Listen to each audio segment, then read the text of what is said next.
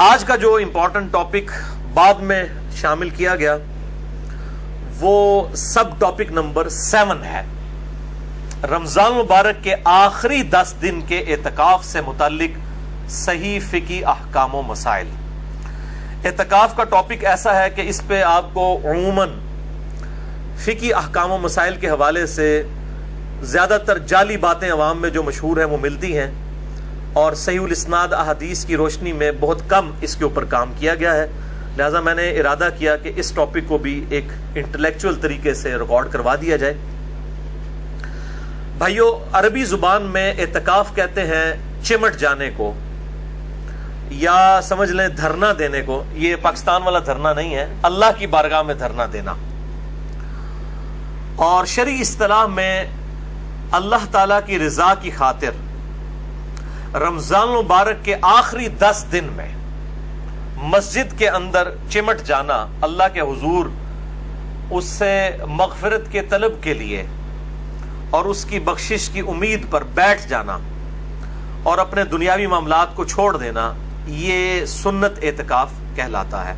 آپ صلی اللہ علیہ وآلہ وسلم سے 30 دن کا اعتکاف بھی ثابت ہے، 20 دن کا اعتکاف بھی ثابت ہے، اور 10 دن کا اعتکاف سنت متواتر ہے، یعنی وہ کنٹینیو سنت ہے جو آپ صلی اللہ علیہ وآلہ وسلم نے کبھی پوری زندگی نہیں چھوڑی۔ ہمیشہ کم از کم 10 دن کا اعتکاف آپ صلی اللہ علیہ وآلہ وسلم نے رمضان مبارک کے آخری عشرے میں ضرور بالضرور کیا ہے، الحمدللہ۔ اعتکاف کا جو واحد مقصد ہے وہ شب قدر کی تلاش ہے، اور شب قدر کی تلاش سے مراد کیا ہے؟ یہ نہیں ہے کہ وہ رات کے وقت کوئی عجیب و غریب چیزیں نظر آئیں گی۔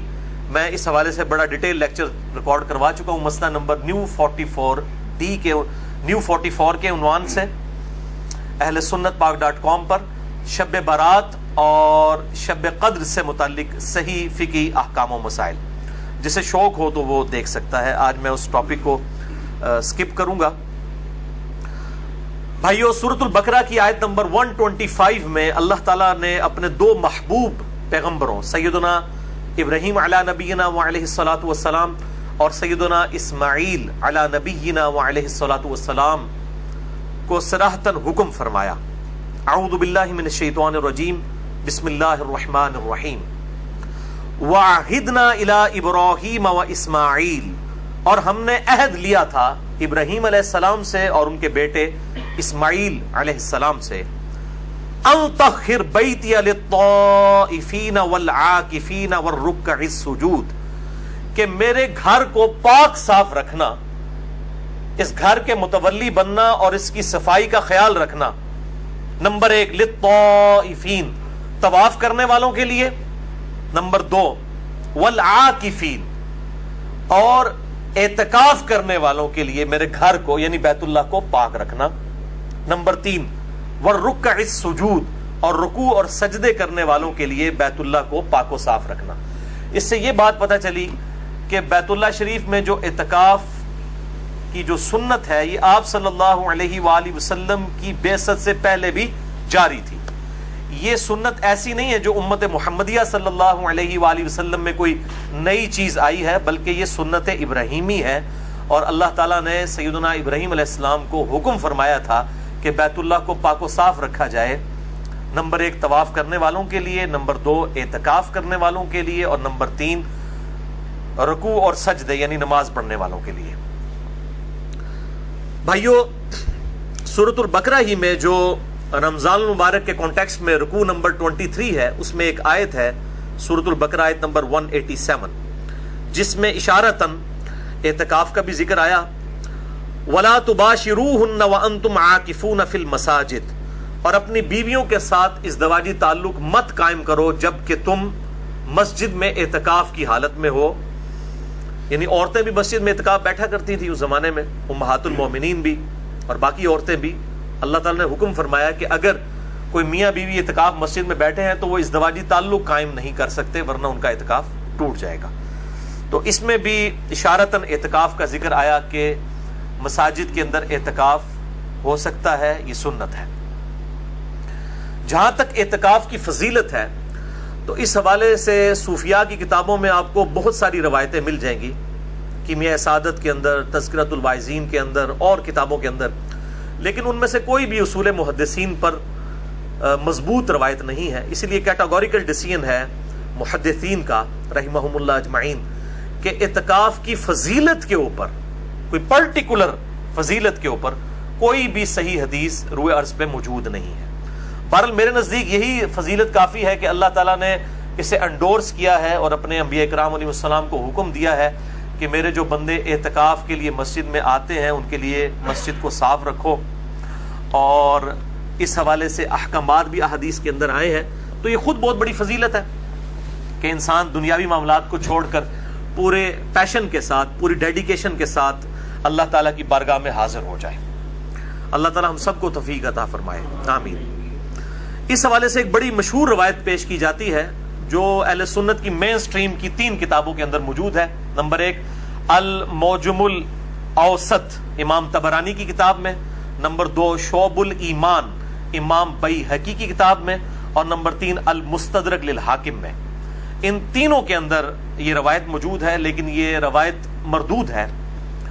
بڑی مشہور روایت ہے کہ سیدنا ابن عباس رضی اللہ تعالیٰ عنہ کے بارے میں آتا ہے کہ وہ مسجد میں اعتکاف بیٹھے ہوئے تھے تو کوئی شخص جو ہے وہ ان کے پاس آیا اور اس نے کہا کہ میں فلاں شخص کا جو مقروض ہوں اور میں نے اس کا قرضہ دینا ہے اور مجھے وہ ڈھیل نہیں دے رہا، آپ میری سفارش کریں.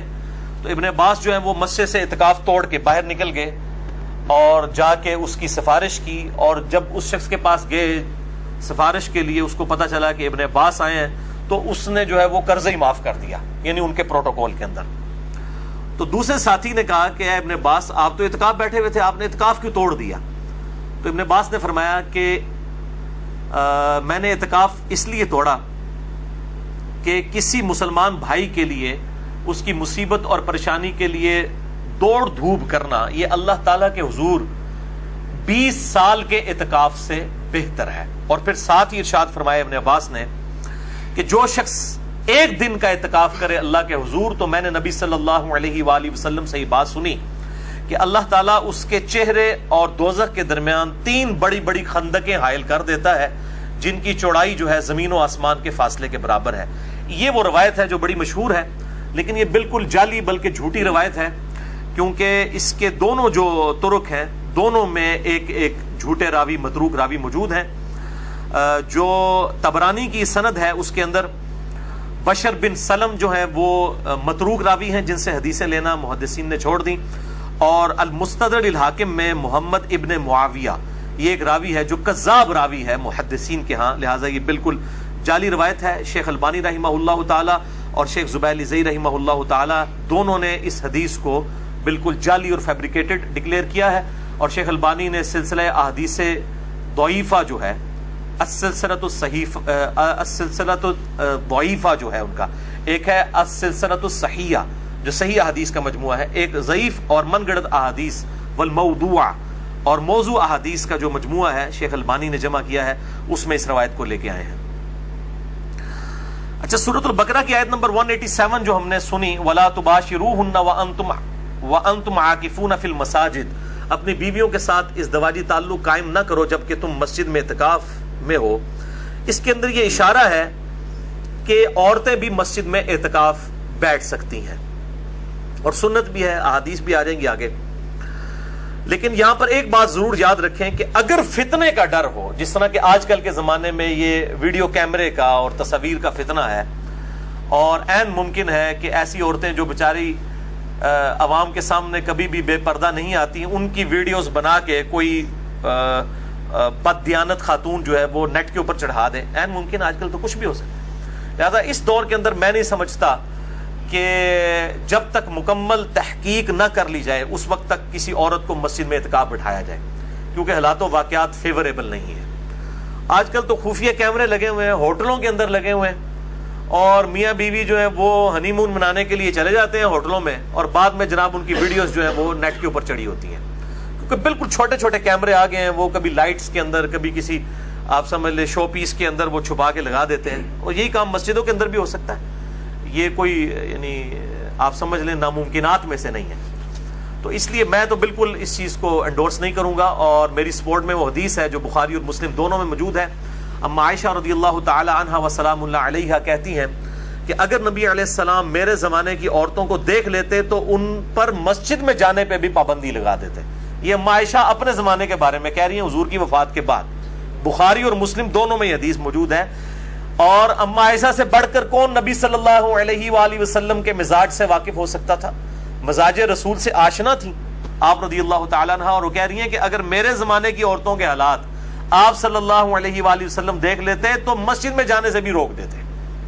تو اعتکاف، یہ تو اس زمانے کی بات ہو رہی ہے 1400 سال پہلے، میں تو آج کی بات کر رہا ہوں 3 جون 2017 کی۔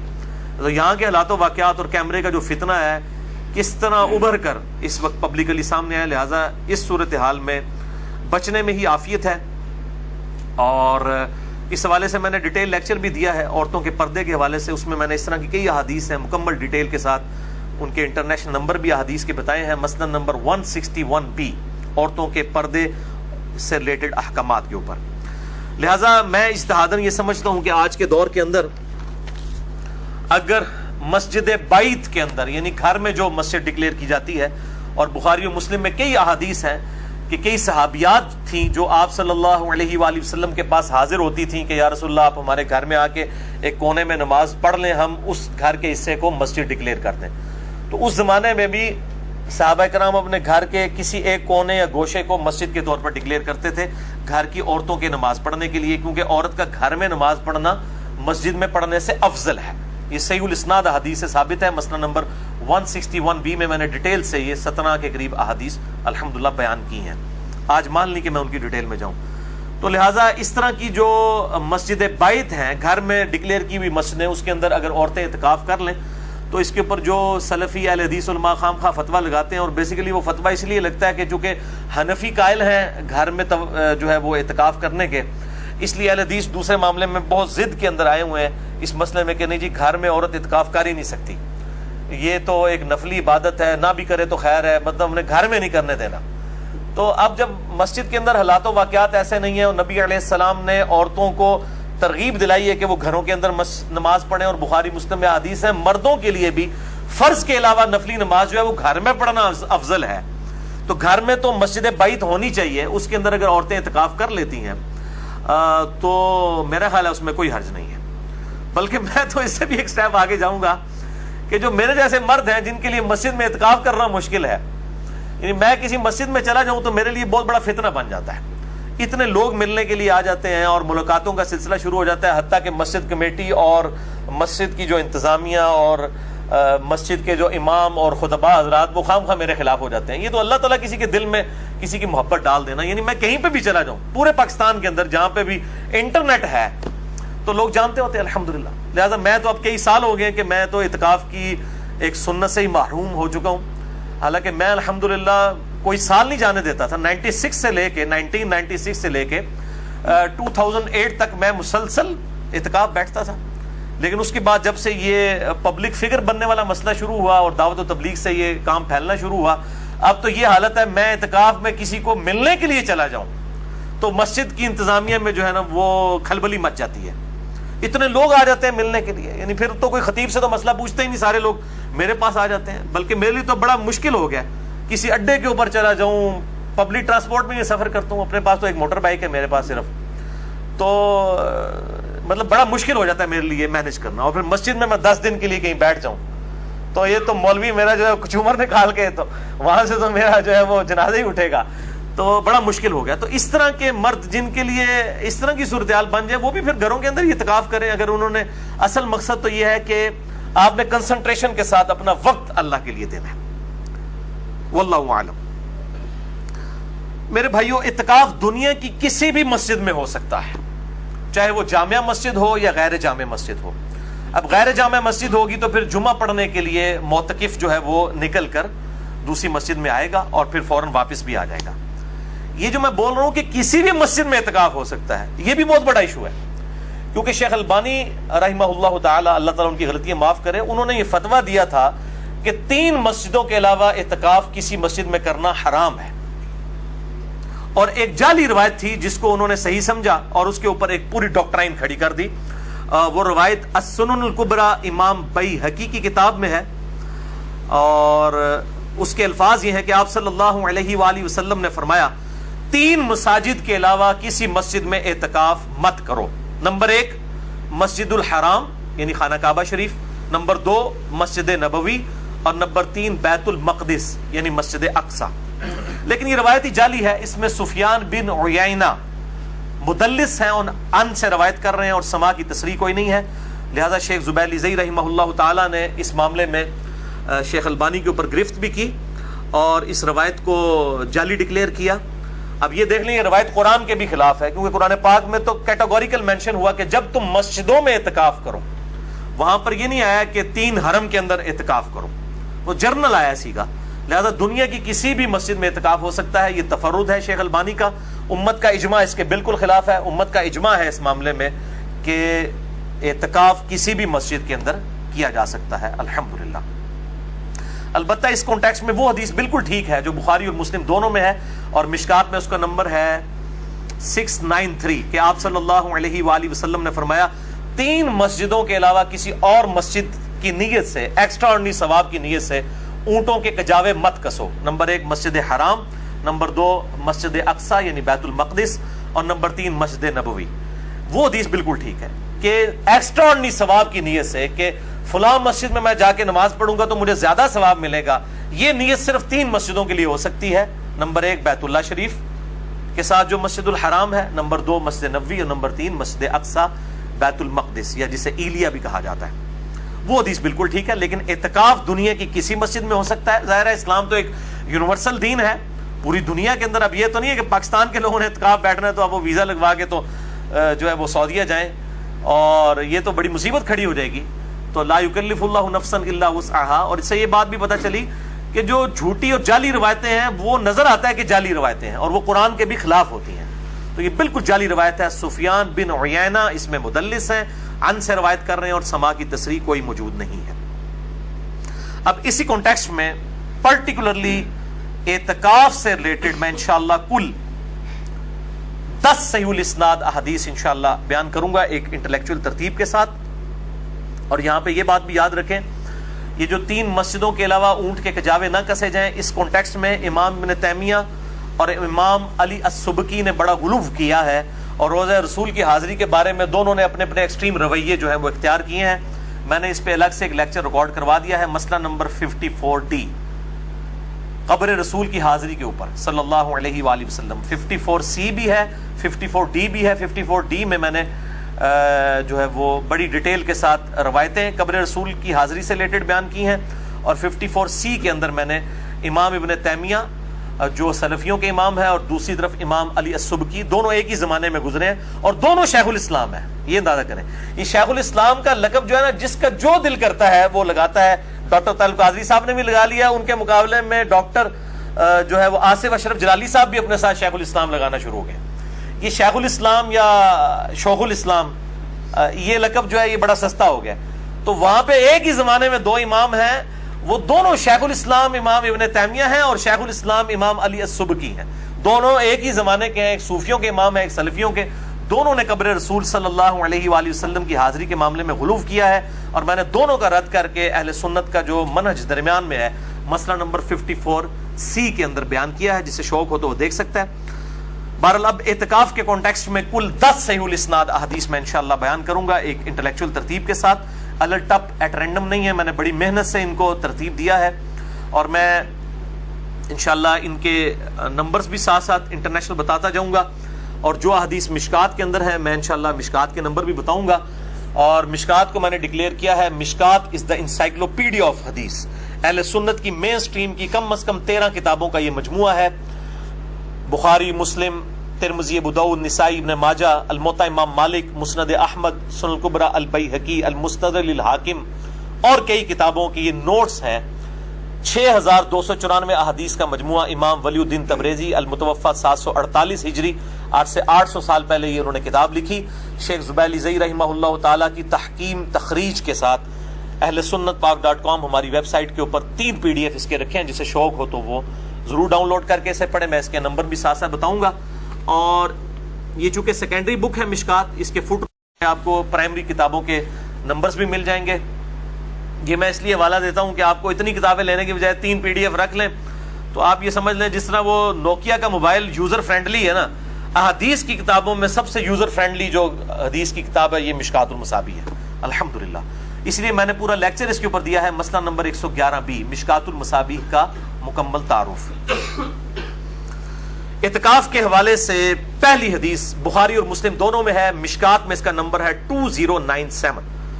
اما عائشہ رضی اللہ تعالیٰ عنہ کہتی ہیں کہ نبی صلی اللہ علیہ وآلہ وسلم رمضان مبارک کے آخری عشرے میں اعتکاف فرمایا کرتے تھے حتیٰ کہ آپ کی وفات ہو گئی، یعنی ہمیشہ آپ نے اعتکاف کیا.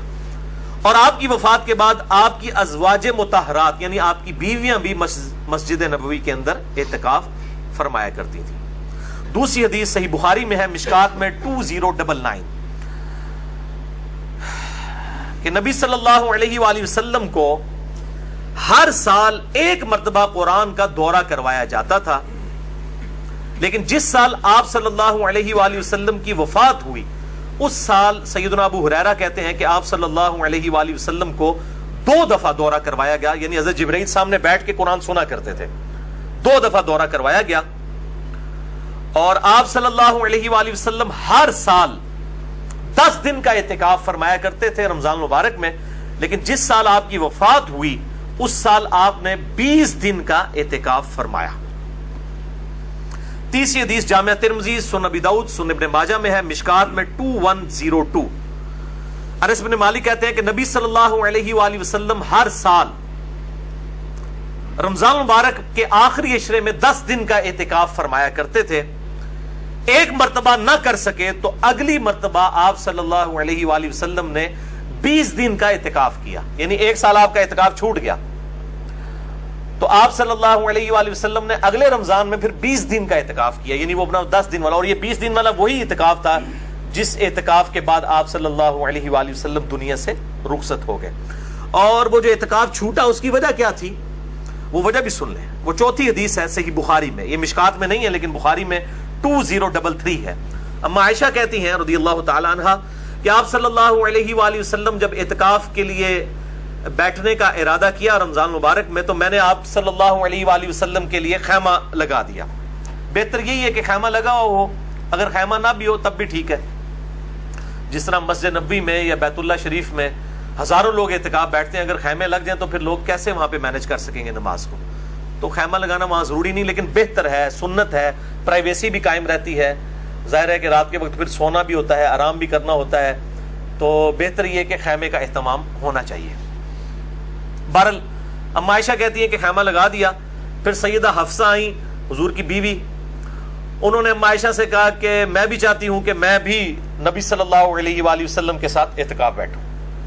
تو سیدہ عائشہ نے اجازت دے دی، انہوں نے بھی اپنا خیمہ لگا لیا. اس کے بعد سیدہ زینب آئیں حضور کی ایک اور بیوی، انہوں نے بھی خیمہ لگا لیا. پھر آپ صلی اللہ علیہ وآلہ وسلم مسجد نبوی میں جب داخل ہوئے تو دیکھا کہ اتنے سارے خیمے لگے ہیں. بتایا گیا کہ یہ آپ کی یہ اس بیوی کا ہے، یہ دوسری بیوی کا ہے، یہ تیسری بیوی کا ہے. تو آپ صلی اللہ علیہ وآلہ وسلم جلال میں آئے اور آپ نے فرمایا کہ یہ جو خیمے جتنے لگے ہوئے ہیں تم کیا سمجھتے ہو کہ یہ خیمے ثواب کے لیے کھڑے کیے گئے ہیں؟ اللہ اکبر. یہ ہے کمٹمنٹ ٹو گاڈ. یعنی نبی علیہ السلام نے کہا کہ یہ تو سارے میرے چکر میں ہیں، یعنی میری بیویاں میرا قرب حاصل کرنا چاہتی ہیں، اس لیے انہوں نے خیمہ لگا لیا ضد کے اندر. یہ اللہ کے لیے خیمے نہیں لگے ہوئے. اور آپ صلی اللہ علیہ وآلہ وسلم نے فرمایا کہ یہ سارے خیمے اکھاڑو، حتیٰ کہ اپنا خیمہ بھی اکھڑوا دیا. اور آپ نے اعتکاف ہی نہیں کیا اس سال. پھر شوال کا مہینہ جب اگلا عید والا مہینہ آیا اس میں آپ نے 10 دن کا اعتکاف کیا، اور رمضان کا یہ جو اعتکاف چھوٹ گیا تھا یہ آپ نے پھر اگلے سال 20 دن کا اعتکاف کیا. اور پھر اس سے اگلے سال آپ صلی اللہ علیہ وآلہ وسلم کو اعتکاف نصیب نہیں ہوا، اس سے پہلے ہی آپ صلی اللہ علیہ وآلہ وسلم دنیا سے رحلت فرما گئے. تو اس سے آپ اندازہ کریں کہ اعتکاف کا مقصد اللہ تعالیٰ کی رضا جوئی ہونا چاہیے. حضور کی بیویاں اگر حضور کا قرب حاصل کرنے کے لیے صلی اللہ علیہ وآلہ وسلم، جو خود ایک ثواب کا کام ہے، خیمے لگائیں تو آپ صلی اللہ علیہ وآلہ وسلم اس کو بھی اکھڑوا رہے ہیں کہ اللہ از دا ٹاپ پرائورٹی، اللہ ترجیح اول ہونا چاہیے. تو اب اس میں ہی امپلائڈ ہے کہ جو لوگ گھر کے کاموں سے بچنے کے لیے اور مسجد کا راشن جو ہے وہ ہڑپ کرنے کی خاطر اور سمارٹ فون کے اوپر چیٹنگ کرنے کی خاطر مسجد میں اعتکاف بیٹھتے ہیں تو ان کا اعتکاف کیا ہوگا؟ وہ کس کو دھوکہ دے رہے ہیں؟ اللہ کو تو پتہ ہے کس نیت سے وہ بیٹھے ہوئے ہیں. لہٰذا اعتکاف میں جو بھی شخص بیٹھے تو گپ شپ کے لیے نہ بیٹھے, نہ وہ اسمارٹ فون لے کے تو اس کے اوپر ہی ہمیشہ چڑھا رہے. ٹھیک ہے, وہ کبھی ضرورت کے تحت کوئی چیز استعمال کرنی پڑتی ہے, وہ ایک الگ چیز ہے, لیکن میں نے دیکھا ہے جن لوگوں کے پاس یہ فون ہے الحمدللہ, میں نے تو اپنے آپ کو اس فتنے سے تاحال محفوظ رکھا ہوا, انشاءاللہ آئندہ بھی ارادہ ہے, تو وہ اس فتنے کا پھر شکار ہو جاتے ہیں. وہ ہر وقت پھر اسمارٹ فون کے اوپر ہی رہتے ہیں, اور مسجد کا اعتکاف بھی وہ گپ شپ میں گزرتا ہے. اور پھر یہ ایک پہلو ہے اس اعتکاف کا, اس کے ساتھ کئی اور ڈینجرس پہلو جو مسجد کے اندر اعتکاف کے حوالے سے جڑے ہوئے ہیں وہ بہت خطرناک ہے. مطلب میں نے خود اعتکاف کئی دفعہ کروایا 1999 میں. آج آپ دیکھ لیں 3 جون 2017 ہے, تو میں آج سے 18 سال پہلے کی بات کر رہا ہوں. میں نے باقاعدہ یعنی ایک بہت بڑے لیول کا اعتکاف جس میں کم از کم 400-500 لوگ بیٹھے ہوئے تھے. اس وقت میں دعوت اسلامی میں تھا, سبز پگڑی باندھا کرتا تھا. تو یہ ہمارے جیلم شہر کے اندر ہی 1999 کا اعتکاف میں نے خود مینج کروایا ہے. اور کس طرح مصیبت ہمارے لیے بن گئی تھی, خصوصاً یہ جو چھوٹے بچے اعتکاف میں بیٹھے ہوتے ہیں, اور وہاں پہ بھی جو لوگ بدنیتی کے ساتھ مسجد میں بیٹھے ہوتے ہیں وہ عجیب و غریب قسم کی پھر حرکتیں کرتے ہیں بچوں کے ساتھ. حتیٰ کہ یہ صورتحال ہو گئی تھی کہ ہم رات کے وقت لائٹیں آن کر کے سلاتے تھے سب کو. یعنی 400-500 بندہ مسجد میں سویا ہوا ہے, مسجد میں, اور ہمیں یہ ڈر ہے کہ ان لوگوں کے فتنے سے بچوں کو بچایا جائے, تو لائٹیں آن کر کے رات کے وقت سلایا جاتا تھا. اور یہ میں مطلب ایک کسی خاص مکتب فکر کی نہیں بات کر رہا, تمام طرف یہی حال ہے الا ماشاء اللہ. اور باقی مطلب جو ہے وہ اعتکاف بیٹھ کے بھی لوگ, یعنی اگر ان سے پوچھیں کہ وہ قسم اٹھا کے کہیں کہ انہوں نے 10 دن کے اندر 5 کی 5 نمازیں تکبیر اولیٰ سے پڑھی ہوں, تو آپ کو حیرانگی ہوگی کہ معتکف جو حضرات ہیں انہوں نے بھی نہیں پڑھی ہوں گی 5 کی 5 نمازیں تکبیر اولیٰ سے مسجد کی پہلی صف میں. اعتکاف والے بھی اگر مسجد کی پہلی صف میں تکبیر اولیٰ سے نماز نہ پڑھیں تو پھر باقی کس سے آپ امید کر سکتے ہیں کہ وہ باہر سے آ کے تو پہلی صف میں نماز پڑھے گا, جس کو کام ہی کوئی نہیں سوائے نماز پڑھنے کے. ان کی حالت ہے. تو اس حوالے سے بڑی جو ہے وہ خطرناک چیزیں بھی ہیں. اعتکاف میں نہیں سمجھتا کہ چھوٹے بچوں کو اعتکاف بٹھایا جائے, بہت چھوٹے بچوں کو, اور ایسی جگہ پہ اعتکاف بیٹھیں جہاں پر یعنی علم دین کے حوالے سے کچھ سیکھنے کا موقع ملے, کچھ سیکھنے کا, ضرورت سے زیادہ نہیں. بعض مسجدیں ایسی ہیں جہاں فجر کے بعد بھی درس, زہر کے بعد بھی درس, مطلب ایک دن کے اندر اتنے درس ہوتے ہیں کہ وہ بندے جو بیچارے اعتکاف والوں کو تو مجبوراً وہ درس سننا پڑتا ہے. وہ تو باہر نکل کے بھاگ بھی نہیں سکتے, اٹھ بھی نہیں سکتے. اگر اٹھ کے اپنے خیمے میں بھی چلے جائیں تو ان کو کئی لوگ ہیں جو ٹونٹ کریں گے, جناب اعتکاف بیٹھے ہیں, اعتکاف بیٹھنا ہے درس ہی کیوں نہیں بندے. تو ان بیچاروں نے تو مجبوراً بیٹھنا ہوتا ہے. تو اجتماعی اعتکاف جہاں پہ بھی ہو رہے ہیں وہاں پہ بھی خیال کرنا چاہیے کہ بس اتنا ہی اجتماعی اعتکاف کا فائدہ اٹھائیں کہ کسی کو علم دین کے حوالے سے کوئی چیز ملے, بجائے کہ وہ مترفر ہو کر اٹھے. اور اسی طریقے سے لوگ اعتکاف کے اندر کہتے ہیں جی میں 3 قرآن ختم کر دیتے, میں 4 قرآن ختم کرتے, اور پائی کوئی قرآن ختم نہ کرو, خدا دا نہ جائے, پامیں ایک سپارہ ہی پڑھ لو, لیکن کم از کم ترجمے کے ساتھ قرآن حکیم کو ضرور پڑھیں. اعتکاف والوں کے پاس ٹائم ہوتا ہے, کم از کم ایک دفعہ وہ یعنی اس چیز کے اوپر امفسائز کریں کہ ہمارا رب ہم سے کیا چاہتا ہے. تو وہ صرف عربی پڑھنے سے نہیں ہوگا بلکہ اس کا ترجمہ بھی پڑھا جائے. اسی طریقے سے صلاۃ و تسبیح کا بھی اہتمام کیا جائے, اور انڈیویجول لیول کے اوپر کریں. باقی اگر کوئی جماعت کے ساتھ بھی اعتکاف والے بغیر اعلان کے جماعت قائم بھی کر لیں نفلی نماز کی, بخاری مسلم میں ثابت ہے نفل کی بھی جماعت ہو سکتی ہے, اعلانیہ نہ ہو. یعنی وہ اس طرح اشتہار لگے ہوتے ہیں فلاں مسجد میں اعتکاف کی جماعت اتنے بجے ہوگی صلاۃ و تسبیح کی, وہ غلط ہے. باقی اعتکاف والے اگر جماعت کروا لیتے ہیں نفلی نماز کی تو بخاری مسلم میں ثابت ہے آپ صلی اللہ علیہ وآلہ وسلم نے نفلی نمازوں کی بھی جماعت کرائی ہے. بلکہ خود قیام اللیل جو تراویح ہے جسے ہم کہتے ہیں عرف عام میں, یہ بھی تو نفلی نماز کی جماعت ہے. تو یہ درست ہے. میں اس حوالے سے کافی دفعہ گفتگو کر چکا ہوں کوسچن آنسر سیشن مسئلہ نمبر 110 A-B-C-D-E-F کے اندر الحمدللہ. 5ویں حدیث بھی بخاری اور مسلم دونوں میں ہے, مشکات میں 2104 کہ نبی صلی اللہ علیہ وآلہ وسلم جب اعتکاف کا ارادہ فرماتے تو فجر کی نماز پڑھ کے خیمے میں داخل ہوتے تھے 20 رمضان مبارک کو. لیٹ سے لیٹ بھی آپ 20 رمضان کی مغرب سے پہلے پہلے, غروب آفتاب سے پہلے پہلے مسجد میں جا سکتے ہیں. لیکن بہتر یہی ہے کہ 20 رمضان مبارک کو صبح کے وقت, یہ میں 21 رمضان کی بات نہیں کر رہا, 20 کی, جس کی شام کو لوگ دوڑ دوڑ کے پہنچ رہے ہوتے ہیں, اسی کی فجر کے وقت افضل یہی ہے کہ خیمے میں آپ داخل ہو جائیں. یہ آخری ہے ایز اے لاسٹ ریزالٹ کے 20 رمضان کی مغرب سے پہلے پہلے آپ مسجد میں داخل ہو جائیں. بہتر یہ ہے کہ فجر کے بعد جو سنت بھی ہے. چھٹی حدیث بھی بخاری اور مسلم دونوں میں ہے جس میں اعتکاف کا مقصد بھی آ جائے گا. مشکات میں 2086 کہ آپ صلی اللہ علیہ وآلہ وسلم نے رمضان کے پہلے 10 دن کا اعتکاف کیا, اس کے بعد پھر اگلے 10 دن کا اعتکاف کیا, اور پھر آپ صلی اللہ علیہ وآلہ وسلم نے سر مبارک خیمے سے باہر نکالا اور فرمایا کہ میں نے پہلے 10 دن اعتکاف کیا کہ مجھے شب قدر مل جائے, تو نہیں ملی, پھر اگلے 10 دن بھی نہیں ملی. اب میرے پاس ایک فرشتہ آیا اور اس نے مجھے بتایا ہے, اللہ تعالیٰ کی طرف سے وحی لے کر آیا کہ رمضان المبارک کے آخری عشرے کی طاق راتوں میں 21ویں 23ویں 25ویں 27ویں اور 29ویں میں آپ صلی اللہ علیہ وآلہ وسلم جو ہیں وہ شب قدر کو تلاش کریں. مجھے خواب دکھائی گئی ہے کہ اس رات جب میں صبح نماز فجر پڑھاؤں گا تو نماز فجر پڑھانے کے بعد میرے ماتھے پر کیچڑ کا نشان ہوگا. اور صحابہ کہتے ہیں کہ 21ویں رات کو اتنی بارش ہوئی کہ مسجد نبوی ٹپک پڑی, اور آپ صلی اللہ علیہ وآلہ وسلم جب نماز پڑھ کر صحابہ کرام کی طرف متوجہ ہوئے تو آپ کے ماتھے پر کیچڑ کا نشان تھا, چونکہ وہ زمین بھی گلی ہو چکی تھی. ڈھک مٹی پہ ہی آپ صلی اللہ علیہ وآلہ وسلم سجدہ کرتے تھے, یہی افضل ہے. چٹائی کا تو صرف جواز ہے, افضل تو مٹی پہ سجدہ کرنا ہے. تو صحابہ کہتے ہیں ہمیں سمجھ آ گئی کہ یہ رات شب قدر تھی. یعنی صحابہ کو بھی وہ رات گزرنے کے بعد فجر کے بعد پتہ چلا, یہ نہیں ہوتا کوئی چیز نظر آنی ہوتی ہے. تو اب یہ علیحدہ سے ٹاپک ہے. مسئلہ نمبر نیو 44 میرا ریکارڈڈ ہے الحمدللہ, اور 73,000 سے زیادہ لوگ دیکھ چکے ہیں. یہ پچھلے دنوں میں ریکارڈ ہوا ہے مسئلہ نمبر 44 نیو 44 شب برات اور شب قدر کے اوپر. جسے شوق ہو تو وہ دیکھے, میں نے اس حوالے سے بڑی ڈیٹیل گفتگو کی ہے. 7ویں حدیث بھی بخاری اور مسلم دونوں میں ہے. مشکات میں 2100 اما عائشہ رضی اللہ تعالیٰ عنہ کہتی ہیں کہ جب آپ صلی اللہ علیہ وآلہ وسلم اعتکاف فرماتے تو آپ صلی اللہ علیہ وآلہ وسلم مسجد نبوی چونکہ ایڈجسنٹ تھی حجرہ عائشہ کے ساتھ, تو آپ صلی اللہ علیہ وسلم مسجد میں ہی سے جو کھڑکی کھلتی تھی آپ کے حجرے کی لیفٹ سائڈ کے اوپر, یعنی قبلہ رخ آپ کا ہو تو لیفٹ سائڈ کے اوپر حجرہ مبارک جہاں پہ آپ قبر مبارک ہے آپ صلی اللہ علیہ وآلہ وسلم کی, تو اس حجرے کی جو کھڑکی تھی وہ مسجد نبی میں کھلتی تھی. آپ صلی اللہ علیہ وسلم اپنا سر مبارک وہاں سے اندر کر دیتے تھے. اور اما عائشہ کہتی ہیں کہ میں بسا اوقات حالت حیض میں بھی ہوتی تھی, تب بھی آپ صلی اللہ علیہ وسلم کے علم میں بھی یہ بات ہوتی تھی, تو آپ صلی اللہ علیہ وسلم مجھ سے کنگھی کروایا کرتے تھے. اور آپ صلی اللہ علیہ وسلم میرے حجرے میں صرف اسی وقت تشریف لاتے تھے جب کوئی طبعی ضرورت ہوتی تھی انسانی, یعنی پیشاب وغیرہ کرنے کے لیے ہی آپ صلی اللہ علیہ وسلم مسجد سے باہر نکلا کرتے تھے, یا غسل وغیرہ کرنے کے لیے.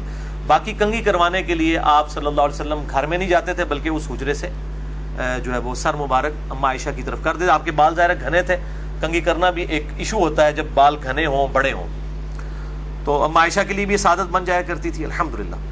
تو یہ جو طبعی ضرورت کے الفاظ ہیں اما عائشہ کے, تو طبعی ضرورت میں کھانا پینا, غسل کرنا, اسی طریقے سے ٹوائلٹ, یہ ساری کی ساری چیزیں طبعی ضرورت ہیں. ان کے لیے آپ اپنے گھر بھی آ سکتے ہیں اگر مسجد میں انتظام نہ ہو. اگر مسجد میں انتظام ہو جس طرح کہ آج کل ہوتا ہے پھر گھر آنے کی ضرورت نہیں ہے.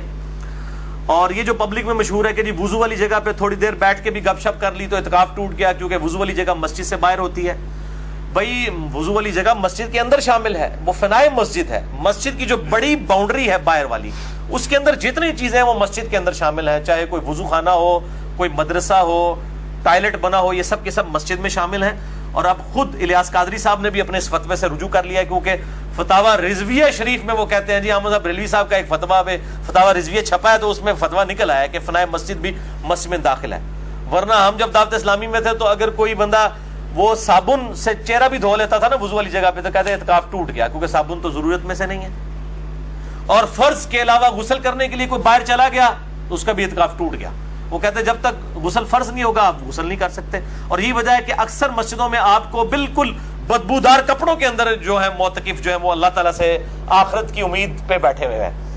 یعنی اسلام جو کہ صفائی نصف ایمان ہے, صحیح مسلم میں حدیث ہے 534 نمبر صحیح مسلم کے اندر انٹرنیشنل نمبر کے مطابق کہ صفائی نصف ایمان ہے, وہ مسلمان جو ہے مسجد کے اندر بدبو پھیلا رہا ہے. اور بخاری مسلم میں حدیث ہے کہ مسجد میں جو ہے وہ پیاز بھی نہ, کچا پیاز اور لہسن کھا کے نہ جاؤ کہ بدبو نہ آئے. آپ نے اعتکاف والے اگر 500-600 بندے اجتماعی اعتکاف میں بدبودار بٹھائے ہوئے ہیں, جن کو نہ آپ غسل کرنے دے رہے ہیں نہ کپڑے بدلنے دے رہے ہیں گرمیوں میں, جس طرح آج کل جون کے اندر روزے ہیں, تو اور جی وہ فرض غسل کے علاوہ باہر نہیں نکل سکتا, کپڑے نہیں بدل سکتا, ناخن نہیں کاٹ سکتا, بھائی سب کچھ کر سکتا ہے, کوئی ممانعت نہیں ہے. روزانہ کپڑے بدلے, روزانہ 10 دفعہ بے شک نہائے. میں نے تو حدیث سے ثابت کیا کہ آپ صلی اللہ علیہ وآلہ وسلم تو اپنا روزہ ٹھنڈا کرنے کے لیے بھی نہایا کرتے تھے, جسم کے اوپر گیلا کپڑا رکھا کرتے تھے. تو صاف رہنا یہ اولین ترجیح ہے. وہ کہتے ہیں جی جس کپڑے میں اعتکاف بیٹھے گا اسی میں اس کو اٹھنا ہے. انا للہ و انا الیہ راجعون. کوئی ایسا مسئلہ نہیں ہے, یہ سب کی سب چیزیں بالکل جعلی بنائی ہوئی ہیں. المصنف ابن ابی شیبہ میں ایک پورا چیپٹر ہے جس میں صحابہ کرام تابعین کے فتاوی موجود ہیں کہ وہ معتکف جو ہے وہ ایون اگر جامعہ مسجد نہیں ہے تو جمعہ پڑھنے کے لیے بھی اپنی مسجد سے نکل کے دوسری مسجد میں جا سکتا ہے. ایون یہاں تک ہے کہ کسی کا جنازہ بھی پڑھنے کے لیے جا سکتا ہے جبکہ وہ فالتو کسی کے پاس کھڑا نہ ہو. بعض تابعین کے نزدیک مریض کی عیادت کے لیے بھی جا سکتا ہے, جنازہ پڑھنے کے لیے بھی جا سکتا ہے, اس کا اعتکاف نہیں ٹوٹے گا. تو الحمدللہ دین کے اندر آسانی ہے. ایسا نہیں ہے کہ وہ خام خواہ ایک چیزیں مشہور کر دی ہوئی ہیں اور یہ خام خواہ لوگوں نے معاملات کو بگاڑ دیا ہے. 8ویں حدیث بھی بخاری اور مسلم دونوں میں ہے اور یہ مشکات میں نہیں ہے. بخاری میں اس کا نمبر ہے 2035, مسلم میں 5680. یہ بہت کریٹیکل حدیث ہے. میں نے اگلے دن بیان بھی کی تھی اپنے ای میلز کے حوالے سے بھی. سیدہ صفیہ بنت حیی بن اخطب رضی اللہ تعالی عنہا وسلام اللہ علیہا حضور کی بیوی تھی. یہ اعتکاف کی حالت میں حضور کو ملنے کے لیے آئیں. آپ صلی اللہ علیہ وآلہ وسلم اعتکاف بیٹھے ہوئے تھے. رات کے وقت میں مسلم شریف کے الفاظ ہے کہ ملنے کے لیے آئیں. اب رات آج کل کی رات نہیں تھی کہ اسٹریٹ لائٹس ہیں, بالکل گھپ اندھیرا ہے. آپ صلی اللہ علیہ وسلم کافی دیر تک ان کے ساتھ باتیں کرتے رہے. پھر آپ صلی اللہ علیہ وسلم ان کے ساتھ بڑی دور چلے گئے ان کو گھر چھوڑنے کے لیے. واپسی پہ آپ نے دیکھا کہ 2 انصاری اصحاب کھڑے ہیں جو آپس میں گفتگو کر رہے ہیں. آپ صلی اللہ علیہ وآلہ وسلم نے ان کو اپنی طرف متوجہ کیا اور آپ صلی اللہ علیہ وسلم نے فرمایا کسی سوچ کی ضرورت نہیں ہے, یہ میری بیوی صفیہ تھی جو مجھ سے ملنے آئی تھی. آپ نے اپنی کلیریفیکیشن دی. یہاں پہ کہتے ہیں حکمران کلیریفیکیشن نہیں دے سکتا عوام کو, مولوی اپنے فالوورز کو نہیں کلیریفیکیشن دے سکتا. حضرت صاحب نے فرما دیا, بس جو کچھ کر دیا. حضرت صاحب تو غلط ہو ہی نہیں سکتے. نبی علیہ السلام اپنی کلیریفیکیشن اصحاب کو دے رہے ہیں اور کہہ رہے ہیں کہ کسی کو سوچنے کی ضرورت نہیں ہے, میری بیوی صفیہ تھی جس کو میں چھوڑنے کے لیے گھر تک گیا تھا. تو صحابہ کرام نے کہا سبحان اللہ یا رسول اللہ. یہ یعنی ایک کلمہ جو ہے وہ حیرانگی کا بولا جاتا تھا. اللہ پاک ہے, ہم آپ کے بارے میں کب ایسا گمان کر سکتے ہیں. تو آپ صلی اللہ علیہ وآلہ وسلم نے فرمایا بے شک شیطان خون کی طرح بدن میں دوڑتا ہے, مجھے خطرہ ہوا کہ تمہیں بدگمانی میں نہ ڈال دے. لیڈر کی یہ ذمہ داری ہے کہ اپنی طرف سے کلیریفیکیشن دے. میں نے بھی اپنی کلیریفیکیشن کے اوپر 4 لیکچر دیے ہیں, مثلا number 124 A B C D. اس وقت کئی لوگ کہہ رہے تھے کیا ضرورت ہے بھئی, یہ سنت ہے اپنی کلیریفیکیشن دینا. پھر ہر نٹی گٹی کی نہیں دینی ہوتی, موٹی موٹی کلیریفیکیشن دے دی جائیں تو صورتحال بالکل کلیئر ہو جاتی ہے کہ کیا حق ہے اور کیا باطل ہے. 9ویں حدیث سنن ابن ماجہ میں ہے, مشکات میں 2107. نبی صلی اللہ علیہ وآلہ وسلم جب اعتکاف فرماتے تو توبہ کے ستون کے پیچھے آپ علیہ السلام کے لیے بستر بچھا دیا جاتا یا چارپائی لگا دی جاتی. یہ توبہ کا ستون آج بھی مسجد نبوی میں موجود ہے جسے استوانۃ التوبہ کہتے ہیں. ایک صحابی نے اپنے آپ کو مسجد نبوی کے ستون کے ساتھ باندھ لیا تھا پروٹیسٹ کرتے ہوئے کہ جب تک میری توبہ قبول نہیں ہوگی اللہ تعالیٰ وحی کے ذریعے نبی علیہ السلام کو نہیں بتائے گا. تو میں نے تو یہ یہاں پہ دھرنا دیا ہوا ہے اور پھر اللہ تعالیٰ کی طرف سے وحی نازل ہوئی. وہ آج بھی ستون التوبہ کے نام سے مشہور ہے. مسجد نبی کے کچھ ستون آپ کو علیحدہ سے جو سبز جالیاں ہیں ان کی طرف نظر آئیں گے. ایک تو سنہری جالیاں ہیں وہ قبلہ رخ کی طرف ہے, ایک لیفٹ کے اوپر جو ہے وہ آپ قبلے کی طرف آپ کا چہرہ ہو تو محراب جو نبی صلی اللہ علیہ وسلم کا محراب ہوا کرتا تھا وہ اب تو انہوں نے بیچ میں لیا ہوا ہے, مسجد میں 4-5 صفیں آگے شفٹ ہو چکے ہیں بلکہ اس سے بھی زیادہ. لیفٹ سائڈ کے اوپر جو ہے گرین کلر کی جالیاں ہیں ان کے پاس آپ کو علیحدہ سے جو ہے وہ ستون عائشہ بھی نظر آ جائے گا, ستون التوبہ بھی نظر آ جائے گا, مختلف ستون. تو وہاں پر آپ صلی اللہ علیہ وسلم کے لیے بستر بچھایا جاتا یا چارپائی لگائی جاتی. اس سے یہ بھی بات پتہ چلی کہ مسجد میں اعتکاف والا چارپائی بھی لگا سکتا ہے. بعض لوگ ہیں جن کو کمر کا ایشو ہوتا ہے, اب یہ اگر وہ بیچارے اپنی چارپائی اٹھا کے مسجد میں لے جائیں تو ہو سکتا ہے یہاں تو علماء اس کو بڑا معیوب سمجھے, شاید اس کو نکال ہی دیں کہ مسجد ہے کہ تو اتنے کے بیڈ لا لے اپنا آ کے, ہو سکتا ہے. تو یہ سنت ہے, چارپائی بھی لگائی جا سکتی ہے مسجد کے اندر, لیکن یہ نہیں ہے 500-600 بندہ اعتکاف بیٹھا ہے اور سب چارپائیاں اٹھا کے آ جائیں, نمازی تو پھر باہر ہو جائیں گے. یہ دیکھا جائے گا کہ مسجد کی اپنی صورتحال کیا ہے. تو ایسی مسجد کے اندر پھر اعتکاف میں بیٹھے اگر چارپائی والا جہاں پہ لوگ کم ہو تو چارپائی بھی لگائی جا سکتی ہے. آخری اور 10ویں حدیث صحیح بخاری اور مسلم میں دونوں میں ہے، مشکات میں 2101. سیدنا عمر کہتے ہیں رضی اللہ تعالیٰ عنہ، میں نے عرض کیا اللہ کے محبوب صلی اللہ علیہ وآلہ وسلم، میں نے زمانے جاہلیت میں ایک جو ہے وہ نظر منت مانی تھی کہ میں مسجد الحرام میں 1 دن اور 1 رات کا اعتکاف کروں گا. تو آپ صلی اللہ علیہ وآلہ وسلم نے فرمایا اپنی نظر پوری کرو. اس سے یہ بات پتہ چلی کہ جو آپ منت مانتے ہیں اعتکاف تو وہ پورا کرنا واجب ہے. دوسرا 1 دن کا اعتکاف بھی ہو سکتا ہے. یہ عموماً ہمارے نفلی اعتکاف ہوتے ہیں نا، 27ویں کو لوگ آگے بیٹھ جاتے ہیں 3 دن کا اعتکاف، تو لوگ کہہ رہے ہوتے ہیں نہیں جی اعتکاف تو 10 دن نہیں ہوتا ہے. بھائی پورا مہینہ بھی اعتکاف ثابت ہے. جو میں نے شب قدر والی حدیث بیان کی تھی بخاری اور مسلم کے کانٹیکسٹ میں کہ آپ صلی اللہ علیہ وآلہ وسلم نے جو ہے وہ پہلے 10 دن اعتکاف کیا، پھر اگلے 10 دن کیا، پھر اگلے 10 دن، تو پورا مہینے کا اعتکاف کیا آپ صلی اللہ علیہ وآلہ وسلم نے. پھر وفات والے سال آپ نے 20 دن کا اعتکاف کیا. تو 1 دن کا اعتکاف بھی ہو سکتا ہے، وہ نفلی اعتکاف ہوگا. اور منت والا اعتکاف تو واجب ہے، وہ ضرور پورا کرنا ہے. باقی جو یہ سنت اعتکاف ہے، اگر کسی کو مجبوراً توڑنا پڑ جائے کسی مجبوری کی وجہ سے، تو پھر اس کی قضا دینے کی ضرورت نہیں. اگر کوئی قضا دینا چاہتا ہے تو بعض محدثین کے ہاں، ائمہ کے ہاں ملتا ہے کہ 1 دن 1 رات کا اعتکاف کر لے اور اس میں روزہ بھی رکھ لے تو اس کی قضا بھی ہو جائے گی. بہرحال نفلی جو عبادت ہے اس کی قضا کی ضرورت نہیں ہوتی.